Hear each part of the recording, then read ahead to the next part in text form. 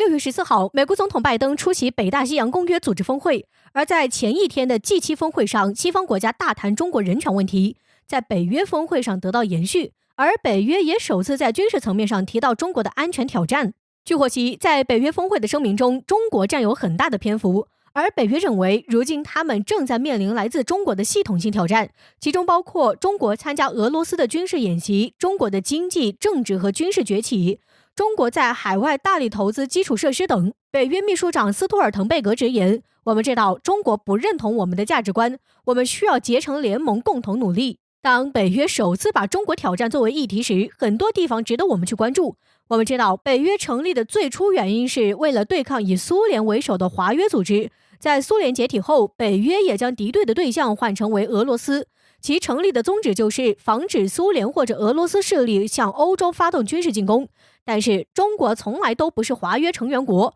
而且中国也明显没有对欧洲产生军事威胁。北约一个原本成立的原因与宗旨都与中国八竿子打不着的组织，为何如今开始把中国当敌人了？首先我们可以看出的是，美国在北约依旧占据着主导，因此这次北约峰会的契机便是美国总统拜登登门到访。而我们知道，如今美国已经把战略重心转移到亚太，拜登也曾直言中国是美国的最大对手。从这里也可以看出，美国把自己的国家利益凌驾于北约之上，让北约沦为美国利益服务的工具。其次，北约也需要给自己寻找存在的意义。尽管北约现在积极搞东扩，压缩俄罗斯的战略空间，但其实明眼人都可以看出来，俄罗斯对现在的西欧已经没有什么威胁了，甚至俄罗斯与西欧的经济存在互补。这也是为何德国人要坚持与俄罗斯搞北溪2号。在这种情况下，北约其实越来越难有存在的价值。而如何团结一群人，那就是塑造一个共同的敌人。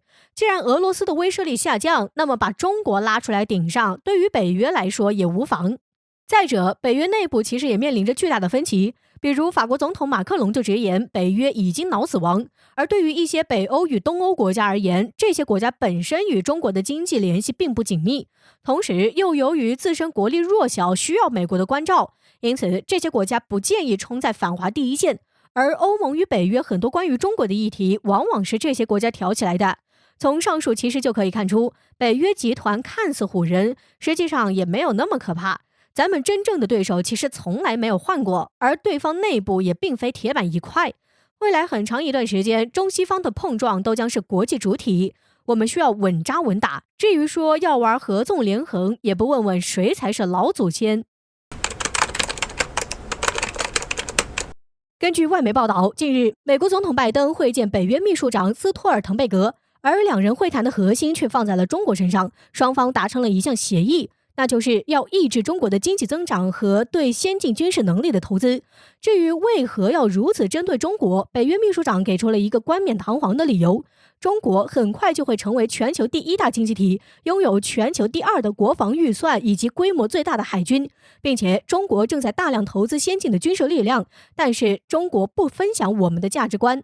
以不分享价值观就给中国定个罪，可见西方的傲慢程度。但是问题来了，他们的价值观又是什么？是在他国用导弹进行狂轰滥炸，制造百万难民，还是肆意杀害被侵略国家手无寸铁的平民？是在实验室制造病毒残害全世界？是犯下无数战争罪行后还标榜自己为人权斗士？是在国内制造严重的种族对立与阶级分化？是不顾人民死活，任由病毒屠戮底层民众，却只想甩锅他国？如果说这就是他们口中的价值观，那么这种价值观咱们还真受不起，毕竟道不同不相为谋。其实如今西方有意挑起与中国的矛盾，明眼人都知道这与什么价值观毫无关系。北约秘书长的话道出了西方的虚伪。长久以来，西方拉扯着自由与民主的大旗，针对意见不同的国家宣扬自己的价值观。当然，这种选择也是有偏向性的。如果一个国家愿意把自己的石油让给西方来管，那么你依然是西方的好盟友。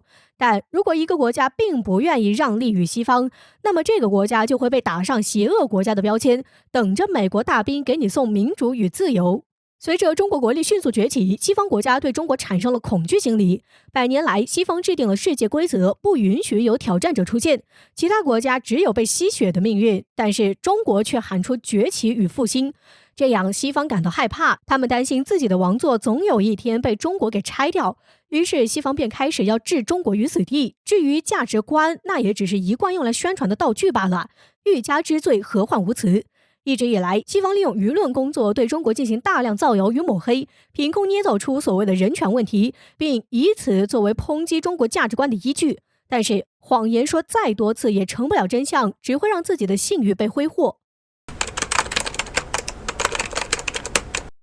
据环球时报的消息称，日前美国海军首次使用空中无人加油机为有人战机进行了一次空中加油。在此次加油中，波音研发的 MQ-25 黄鲷鱼无人机成功对 F-18E 超级大黄蜂战机完成了一次空中加油任务。美国海军方面对此表示， MQ-25 一旦投入使用，或许会引发一场关于未来空战的变革。乍一看的话，也确实如此。从此次 MQ-25 的表现来看，它可以完美的避免陆基加油机以及伙伴式加油机的这两种空中加油方式的不足，同时还具备了另外两种加油机并不具有的独特的优点。据了解， MQ-25 体积与超级大黄蜂战机差不多，但可以在航母900多公里的航程上为4到6架其他舰载机提供近7吨多的航空燃料，而且其外形设计也特别的考虑到了隐身性能。这一性能能够为需要加油的战斗机在更接近敌人、更危险的位置进行空中加油服务。那么这样一种加油方式，我国目前有研发的必要吗？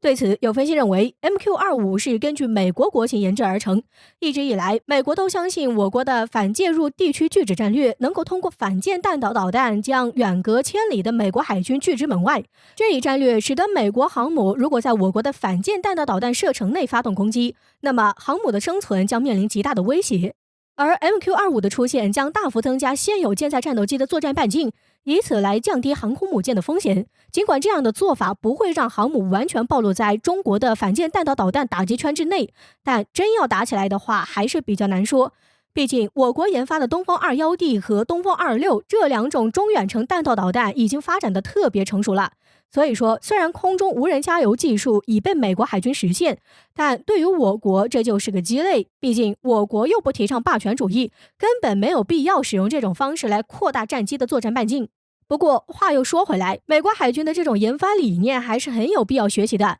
有一说一，既然加油机都无人机化了，那就没有必要那么复杂，专门去给有人机加油，直接将研究无人机的经费拉满不好吗？直接造出空中无人机航母不就了事儿了？造出一种能搭载几百架无人机的无人机空母，让这些子无人机进行蜂群式密集攻击，且随时可以收回航母，也可以进行不间断巡航。这比无人加油机为有人机空中加油的作用大多了。众所周知，印度目前正遭受第二波疫情的猛烈冲击，国内矛盾也日益加剧。在此背景下，莫迪政府想通过制造边境冲突来转移国内的注意力，从而减轻当局的巨大压力。据印度时报报道称，印度在过去的1年里一直都处于战备状态，但由于地形和天气条件都十分严峻，所以在边境修建铁路、隧道和桥梁的进度都非常缓慢。但是随着夏季的到来，印度已经开始加快在中印边境的基础设施建设，以确保部队和武器系统能够更快的机动，从而缩小与中国存在的差距。除此以外，还有报道称，印度已经为高原部队紧急采购了各种防护装备，如增加了钢结构防护网的新型头盔，以及还有近战肉搏所用的钢棍。鉴于去年爆发的加劳万冲突，印度此举很有可能是在针对中国。与此同时，印度还在升级边境部队的武器装备，其中就包括了将韩国制造的 K9 型155毫米自行火炮运到加劳万河谷，还向以色列租借了4架无人机。这一系列的举动都在说明，印度可能正在为与中国的军事对峙做准备。对此，俄罗斯独立报曾经提醒过中国要警惕印度，他们认为夏天的来临会让喜马拉雅山区高处的积雪开始融化，中国和印度会开始派遣更多的巡逻队进行侦察，并在边境建造防御工事，这就为爆发新的冲突提供了可能性。所以有印度专家认为，夏天也许就是印度最佳的反扑时机。那么他们会抓住机会对华进行反扑吗？在分析看来，这种可能性还是大大存在的，因为考虑到疫情的影响，印度国内的经济发展不可能在短期内取得成绩。印度政府和莫迪如果想要挽回局势，唯一的方法就是利用军事手段来转移矛盾。而且要面子的印度人对于去年的加劳万河谷事件一直都耿耿于怀，他们时刻都在想要扳回一局，来满足那可悲的虚荣心。还有一个最主要的原因，就是在当前美国及其盟友对中国展开全力围堵之际，印度瞅准了时机，要在边境搞事，一来可以向美美国表示忠心，二来还能趁机迫使中国妥协屈服，达到他们蚕食中国领土的目的。但是印度人显然是忘记，如今的中国已经不是那个被列强随便架几门炮就能欺负的旧中国。对于印度而言，中国的军事实力还是要超过他们太多。如果在夏天来临之际，印度真的要选择反扑，那么解放军必定会给予其沉重的打击，届时新仇旧恨就可以跟印军一起清算了。